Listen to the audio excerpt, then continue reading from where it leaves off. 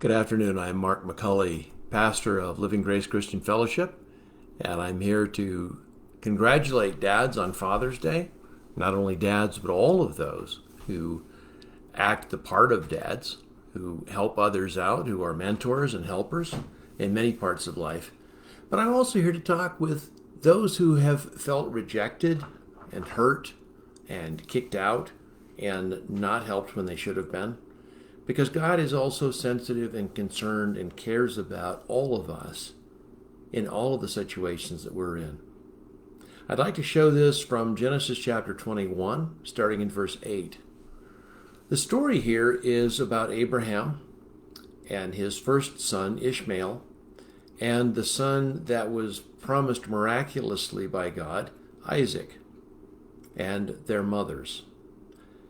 And what this is about was that at the point that God had finally delivered on his promise to give Abraham and Sarah, his wife, a son together, that when the boy was probably between 2 and 3 years old, and it was time for him to be weaned and to just go on solid food, no more mother's milk, and that's a point of growing up and a recognition of full personhood, at least as a child in the ancient Near East.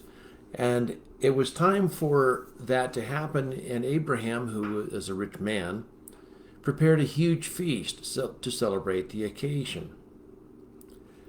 But then his wife Sarah saw Ishmael, the son that Abraham had had previously with Sarah's Egyptian servant Hagar, making fun of her son Isaac. Sarah saw this and was greatly displeased. So she turned to Abraham and demanded, "Get rid of that slave woman and her son. He is not going to share the inheritance with my son Isaac. I won't have it."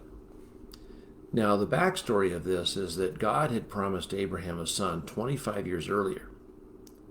And for 10 years, he waited and waited and waited. And finally, his wife Sarah said, "Well, why don't you take my bond slave, Hagar, who was from Egypt?"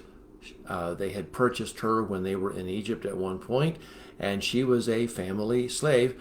And Sarah suggested, as was the common practice in the day, that if the woman of the house couldn't have a child, that they had a child. She had a child by her servant girl. Doesn't sound too appetizing to us today, does it? But that's what was happening.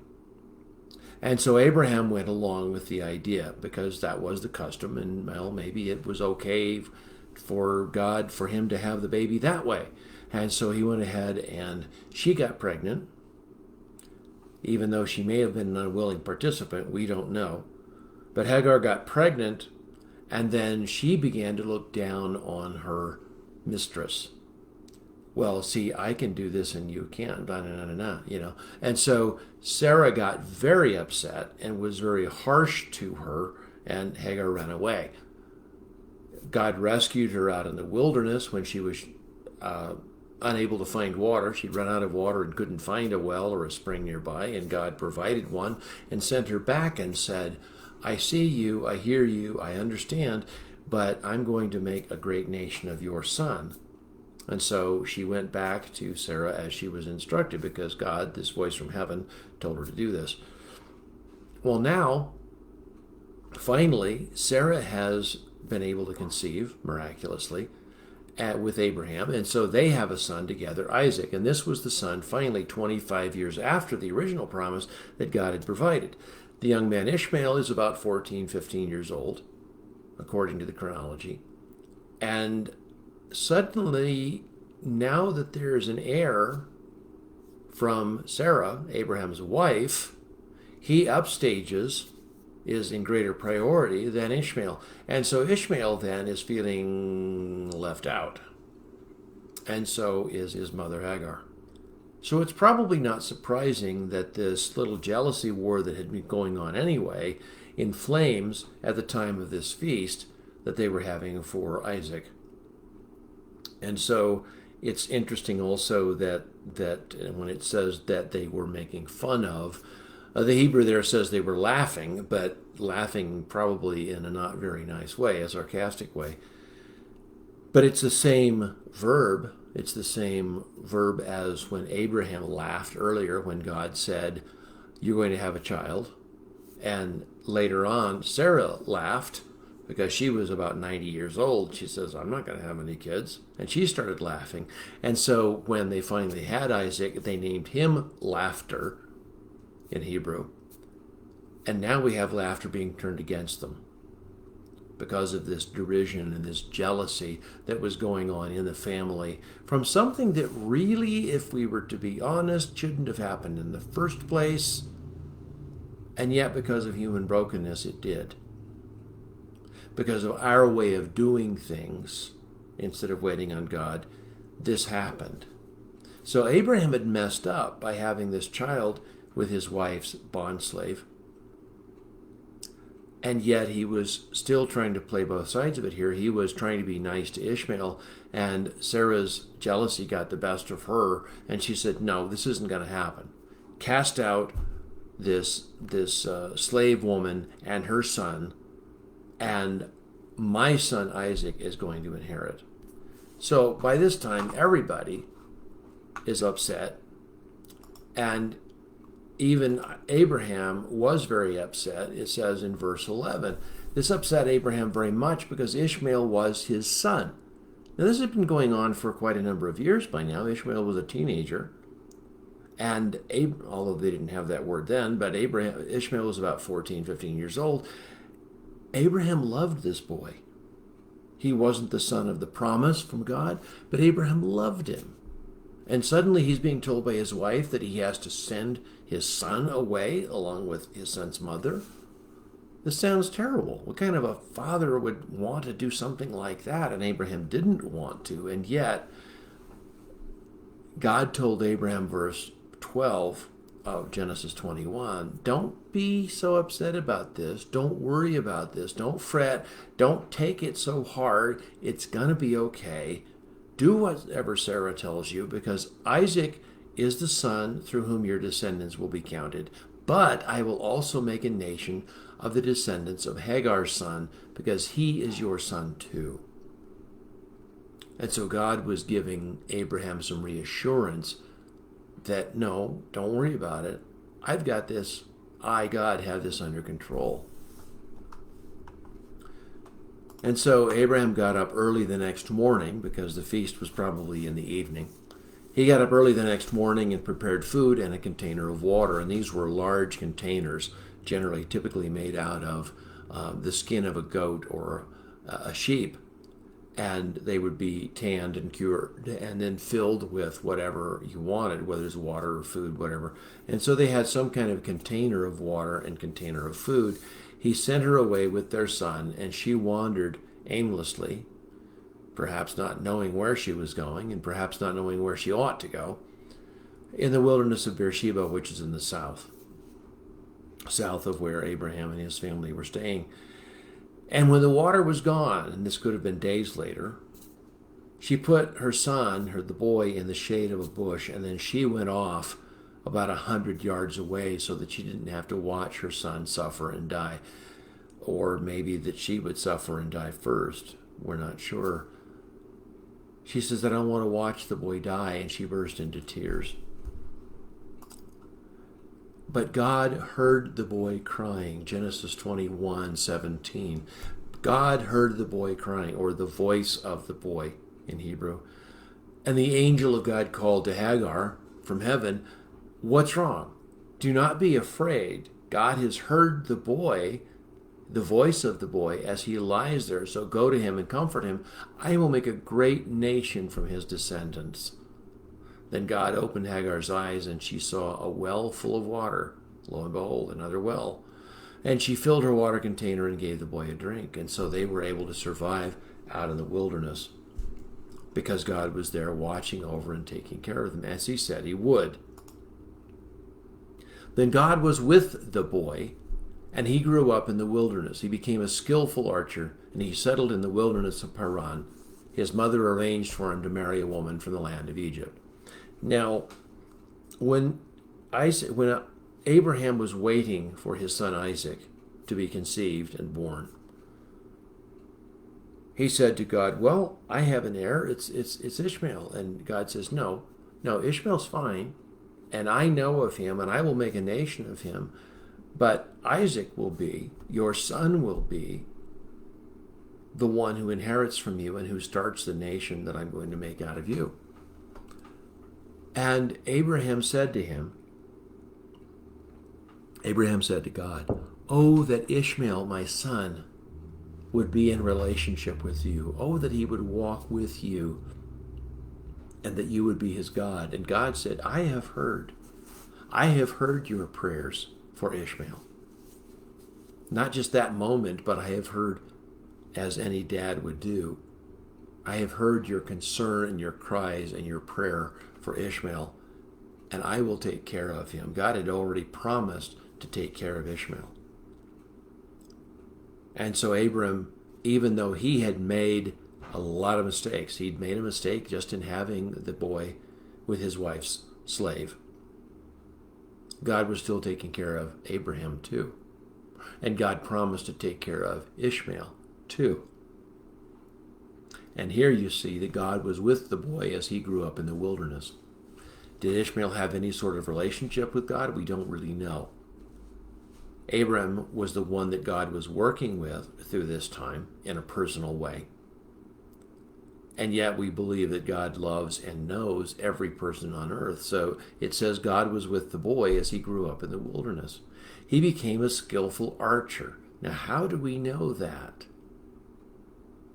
Perhaps it's because Abraham looked in on him from time to time, especially after his wife Sarah died, so that the jealousy wasn't there in the way. We also read that Ishmael came back and helped Isaac as they buried their father, and they were together for that instance. So there were probably some form of contact between Abraham and Ishmael even down through the years, and Abraham knew that his son had lived and that his son was succeeding in life.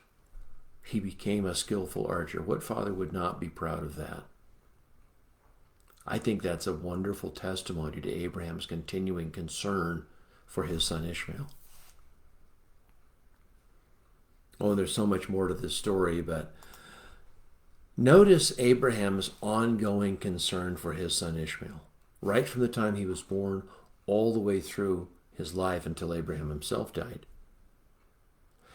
Even though Abraham had created this situation and done it badly, he'd made a mistake.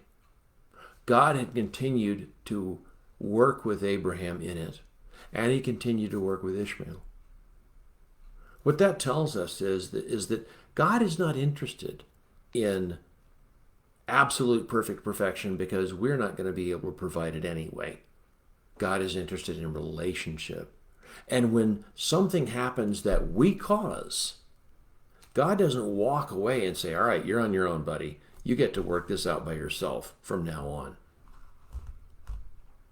I'm not going to be here anymore.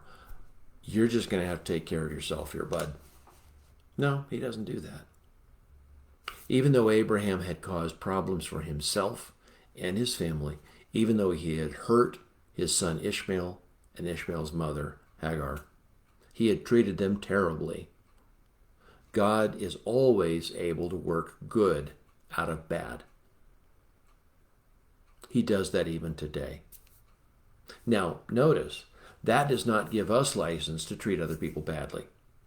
That doesn't give us the license to kick people to the curb, to reject them, to hurt them, and treat them as less than human or less than ourselves. But God is always there, and he will make good even out of the bad that we sometimes do as human beings.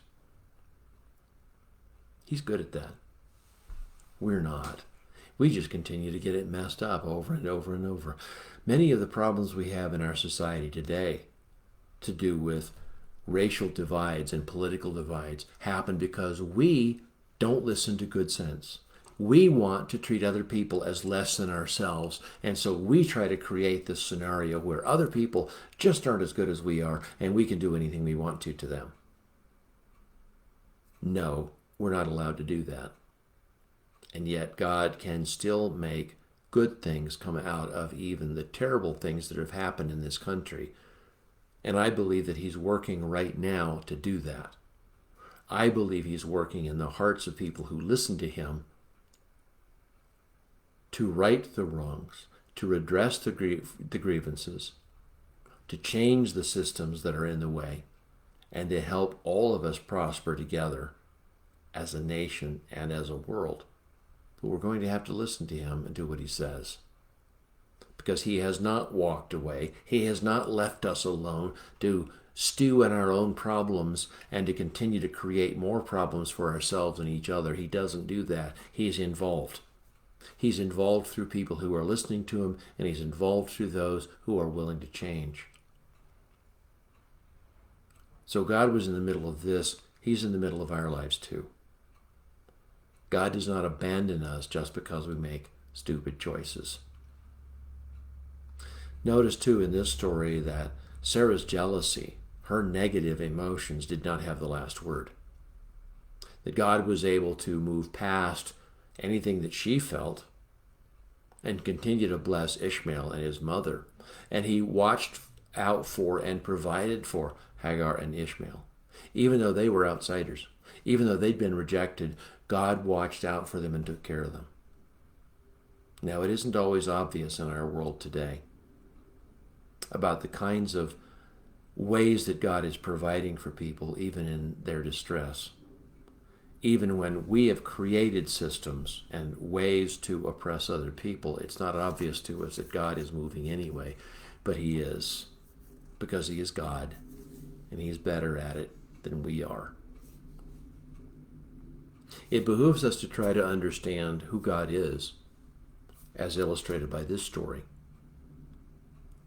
and to listen to what he's like, and to not oppress people as what happened here with Abraham and his wife Sarah. Jealousy, as Hagar and Ishmael did at one point, and were making fun of the other person. To not reject people because they're not like you, because she was Egyptian after all, and they were not Egyptian, so they came from a different tribal group, and so there was rejection involved there. But to not reject people because they're different from us, from a different tribe or whatever, but to accept and care for and provide for other people, as Abraham tried to do there at the end, and as God had provided along the way. No, this is not a perfect story.